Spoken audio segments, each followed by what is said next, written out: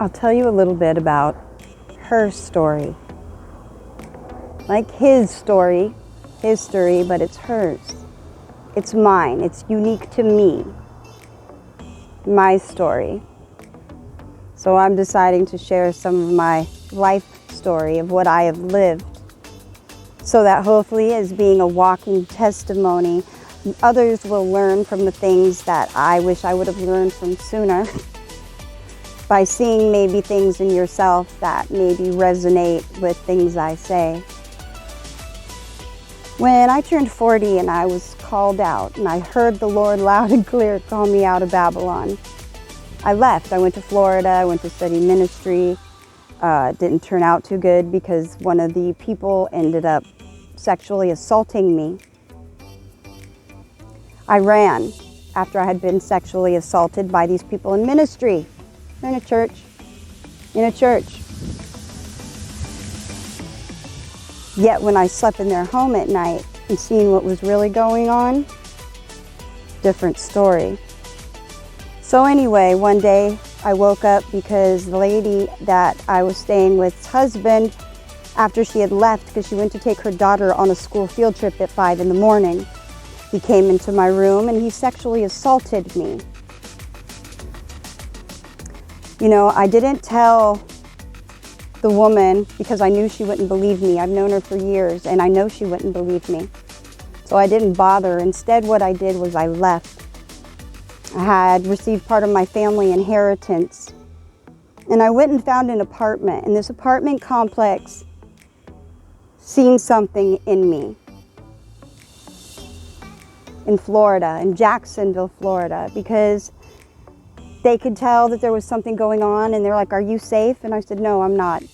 I came out here for ministry. I'm being sexually assaulted. I'm in a state I don't know. I have my children. I have nowhere to go.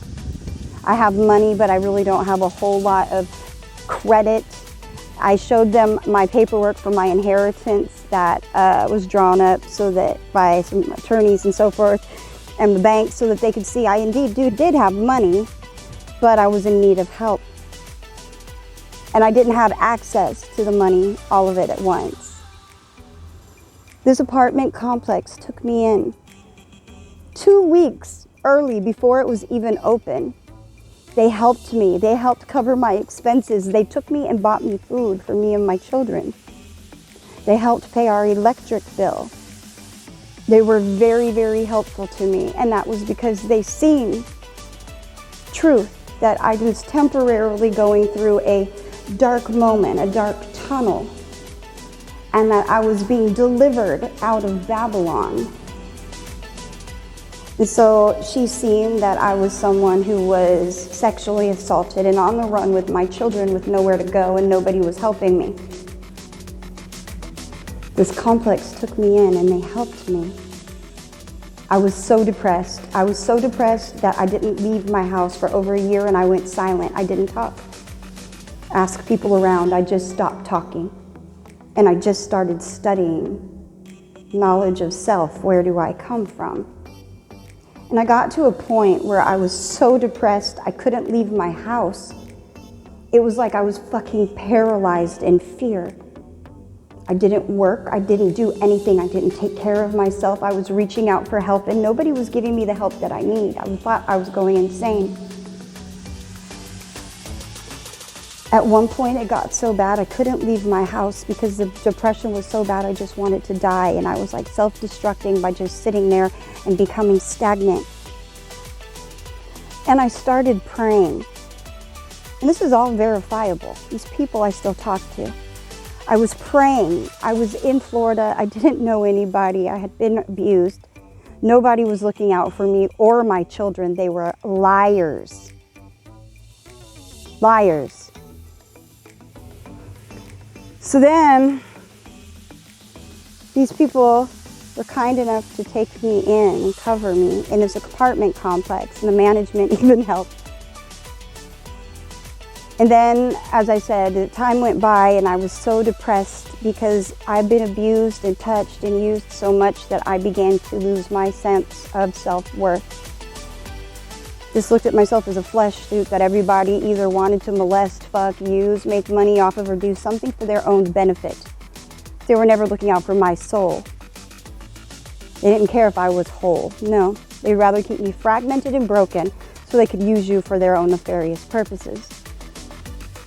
So I was feeling really bad one day. I was praying so hard. I swear I've never prayed like this before. And I had no food. I had no money. I had no car at that moment. I was new in town. I knew nothing and I couldn't function. I was frozen. Months, and I just sat there on the couch. People verify this. And I just started praying. And then I said, I'm hungry. I need food. I don't have anything. What do I do? God will provide. And I know it. I know it. I know it, even though I was going through that hard time, because he'd gotten me through this far. So why would he stop now? And this is where I learned about perseverance and patience and long suffering, because what ended up happening was there was one day, nobody knocked at my door. Nobody knew where I lived. Nobody had my phone number, nothing. So it wasn't anyone I knew, but someone knocked on the door. I opened the door and there was a man standing there. And he told me the Lord sent him directly to my door, directly. And he knew I needed food and I needed help. And that the Lord sent that help. This man actually helped us. He's a minister. He's a bishop. He helped us by providing food for us. He took us grocery shopping. He provided food. He even took us shopping and bought my children a little bit of clothes that they needed. God will provide for you. Should I have sat around so long and just waited for a miracle for someone to knock on my door and save me? No. But you know what? I was blessed because in my case, God was still looking out for me. He literally sent someone to my door. And I kept thanking him and thanking him. And he was like, it's not me, it's God, it's Jesus. If we didn't have the power of Jesus, if there wasn't Jesus in us, we wouldn't be of the same soul house, and I wouldn't have known that you were, in need.